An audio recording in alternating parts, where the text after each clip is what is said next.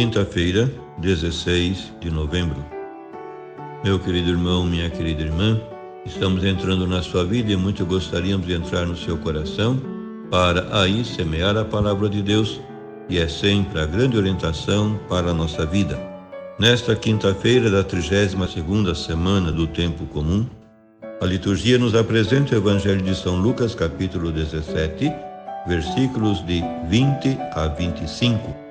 Naquele tempo, os fariseus perguntaram a Jesus sobre o momento em que chegaria o reino de Deus.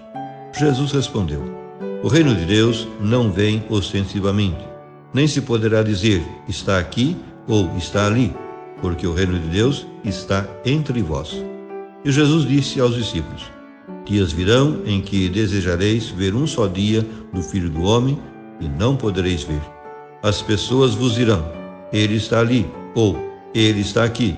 Não deveis ir nem correr atrás. Pois como o relâmpago brilha de um lado até ao outro no céu, assim também será o Filho do Homem no seu dia.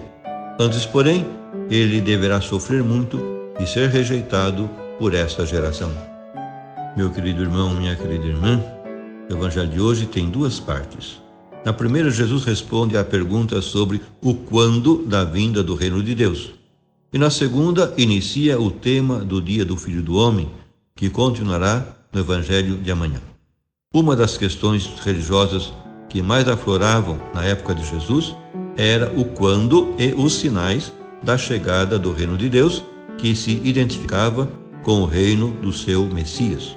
No ambiente pairava a expectativa de uma manifestação divina iminente e decisiva a favor de Israel. Mas onde e como descobri-la? Daí a pergunta dos fariseus a Jesus, com que começa o Evangelho de hoje: quando vai chegar o reino de Deus? Cristo começou o seu anúncio da Boa Nova, proclamando abertamente a presença do reino de Deus na sua pessoa e obra. Por isso, era urgente a conversão ao mesmo. Os sinais do reino não eram rigorosamente os esperados pelos judeus. Força espetacular e poder político avassalador que esmagaria os romanos opressores e estabeleceria em todo o seu esplendor o reino de Davi. Mais propriamente, foram tudo o contrário. Os sinais do reino de Deus, segundo Jesus, são pobreza e humildade, solidariedade com os pobres, cura dos doentes, libertação da mulher, nova religião em espírito e em verdade, novo templo na sua pessoa e, sobretudo, paixão e morte do Messias. Algo desconcertante. Por isso, respondendo aos fariseus, Jesus insiste hoje em que o reino de Deus não virá espetacularmente, porque está dentro de vós, ou no meio de vós. O reino de Deus está certamente dentro dos que cumprem a vontade do Pai, porque esse é o caminho da realização do seu reinado, como nos ensinou Jesus no Pai Nosso. Como para o Messias antes do seu triunfo, também para os seus discípulos virão dias de tribulação, em que desejarão o regresso de Cristo, mas não o verão, porque ainda não é o dia marcado para a sua manifestação gloriosa diante de todos os povos, e não só o povo judeu. Quando isso acontecer, todos o verão sem lugar para dúvidas sobre o autêntico Messias e o seu reino, porque como o fulgor do relâmpago brilha de um horizonte ao outro, assim será com o Filho do Homem no seu dia. Segundo Cristo, o reino de Deus não é acessível através da observância da lei mosaica, nem se identifica com os portentos e prodígios da apocalíptica tradicional judaica que os evangelhos sinóticos oferecem.